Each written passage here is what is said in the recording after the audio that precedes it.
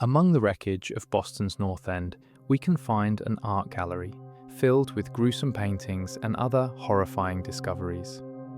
The crumbling building, known as Pickman Gallery, at first glance looks abandoned.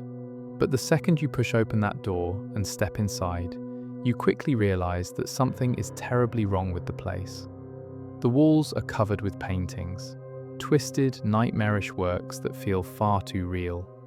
Bodies hang from the ceiling like grotesque decorations, blood stains every surface, and scattered throughout the gallery are the mutilated corpses of raiders, carefully posed like macabre pieces in some twisted art exhibition, as if you've stepped inside the mind of a maniac.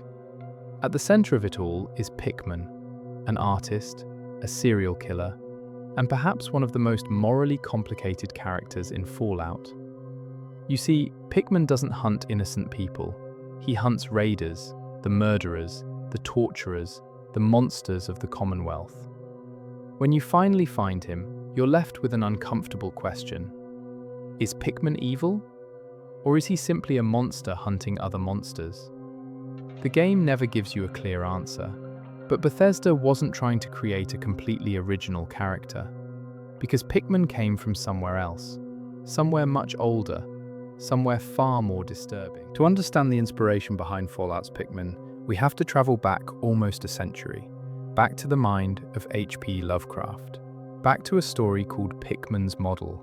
And unlike the Fallout version, this Pickman wasn't a killer, at least not as far as anyone knew. Richard Upton Pickman was an artist living in Boston, an exceptionally talented artist, but his paintings were horrifying.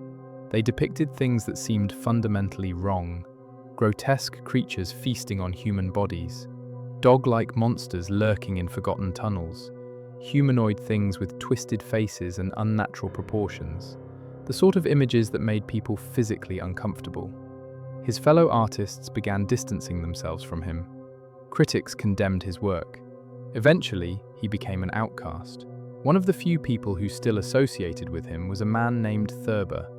And one day, Pickman offers him a private tour of the paintings he kept deep beneath an old house in Boston, hidden away underground, never shown to anyone else. The deeper they went, the worse the paintings became. Scenes of cannibalism, children being carried away by inhuman creatures, monsters lurking beneath graveyards, things feeding on the dead. Every canvas was somehow more disturbing than the last. And then they reached the final painting.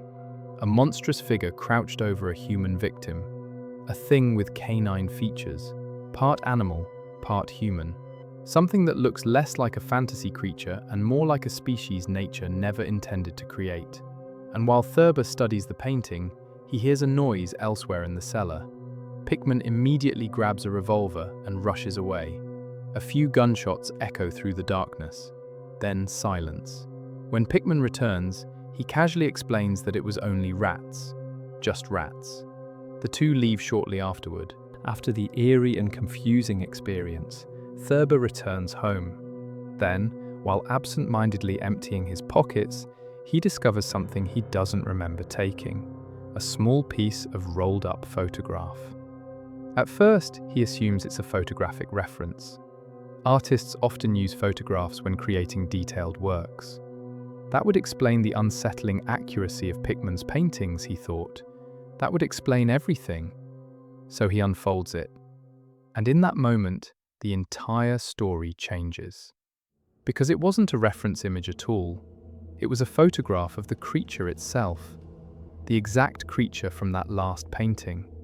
The horrifying implication crashes into place all at once. Pickman never invented the monsters. The horrible creatures he saw in Pickman's paintings wasn't the product of a diseased imagination.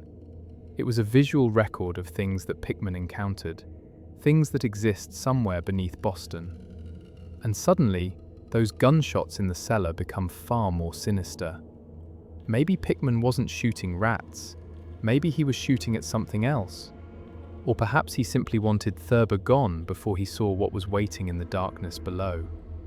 The photograph is never described in detail.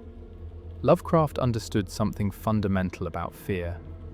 The most terrifying monster is not the one standing in front of you. It's the one your mind constructs when all the evidence points toward its existence. The horror comes from that slow, sickening moment when every strange detail suddenly clicks into place. From the realization that reason can no longer make sense, and you are forced to confront the possibility that reality is far more terrible than you ever imagined.